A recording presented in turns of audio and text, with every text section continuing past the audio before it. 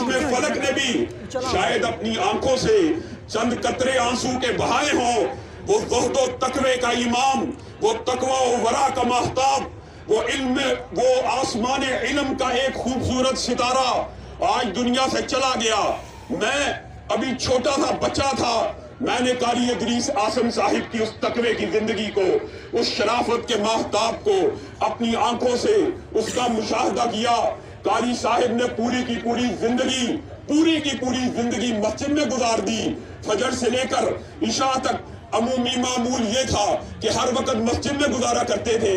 بتائیے عصر حاضر میں آج ان کے جانے کے بعد وہ کون سے علماء ہیں کہ جن سے ہم رجوع کریں کہ جن کی پوری زندگی مسجد ہی میں گزر گئی ہو.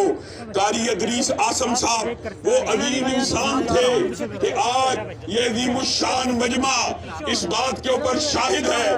صحیح مسلم کی حدیث ہے، صحیح مسلم کی، جس مسلمان کے جنازے کے اندر 100 افراد شرکت کریں، ان 100 بندوں کی وجہ سے، سفارش کرنے کی وجہ سے، دعائیں مانگنے کی وجہ سے اللہ رب العزت میت کو معاف کر دیتا ہے، چاہے جتنی مرضی گناہگار ہو. اور صرف 100 بندوں کی بات نہیں ہے. اسی صحیح مسلم میں اگلی حدیث کہ 40 افراد ایسے ہوں جنہوں نے اللہ کی ذات کے ساتھ کبھی شرک نہ کیا ہو. اور آج الحمدللہ میں دعوے سے کہتا ہوں قاری صاحب کے جنازے میں ان لوگوں کی اکثریت ہے کہ جنہوں نے کبھی اللہ کی ذات کے ساتھ شرک نہیں کیا. 40 بندے جنہوں نے اللہ کی ذات کے ساتھ شرک نہ کیا ہو، وہ کسی کے جنازے میں شامل ہو جائیں تو وہ جتنا مرضی بڑا گناہگار ہو، اللہ رب العزت اس کے گناہوں کو معاف کر دیتے ہیں. اور اسی پر بس نہیں ہے، بخاری شریف کی طرف آئیے، حدیث کی دوسری کتابوں کی طرف آئیے.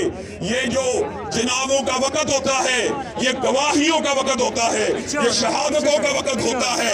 آپ نے بھی قاری صاحب کے حق میں گواہی دینی ہے. ایک جنازہ آیا، رسول اللہ صلی اللہ علیہ وسلم کے سامنے لایا گیا، لوگوں نے اس کی تعریف کی، لوگوں نے اس کی ثنا بیان کی، اس کی میت کے بارے میں 6 جملے کہے. رسول اللہ صلی اللہ علیہ وسلم نے کہا واجبت واجبت واجبت.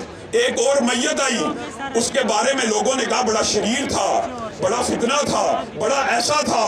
رسول اللہ صلی اللہ علیہ وسلم نے کہا واجبت واجبت واجبت. حضرت عمر سے رہا نہ کیا، پوچھنے لگے اے اللہ کے رسول کیا واجب ہو گیا؟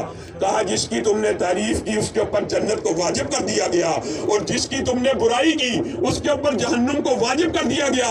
انتم شہداء اللہ فی الارض.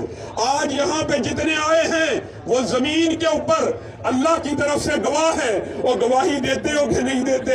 ہم نے قاری صاحب کو اپنے گمان کے مطابق ہمیشہ نیک پایا، متقی پایا، ولی اللہ پایا، وہ قرآن کا عظیم قاری.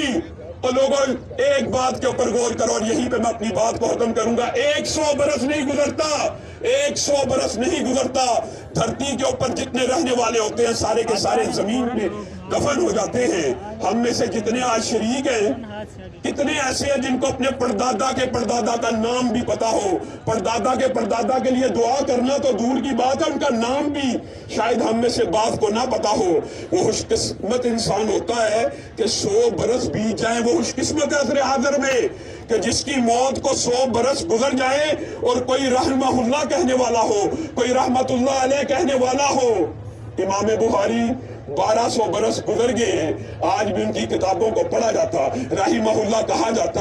امام احمد ابن حنبل، امام شافعی، امام ابو حنیفہ، یہ سارے امام، ابن تیمیہ. مجھے اللہ کے ہاں یہ امید اور گمان ہے انشاءاللہ قاری صاحب بھی ان میں شامل ہیں کہ جنہوں نے دنیا کے اندر اپنے ہزاروں قرآن کے طالب علموں کو چھوڑا، اور دھرتی پہ 100 برس گزر جائیں گے، قاری ادریس اعظم کا نام زندہ رہے گا انشاءاللہ. اور آج ہم گواہی دیتے ہیں کہ ہم نے قاری صاحب کو نیک اور متقی پایا. وہ 1000 دماغوں کا ایک انسان جانے کہاں کھو گیا ہے، قلم کی عظمت اجڑ گئی ہے، زبان کا زور بیان گیا ہے.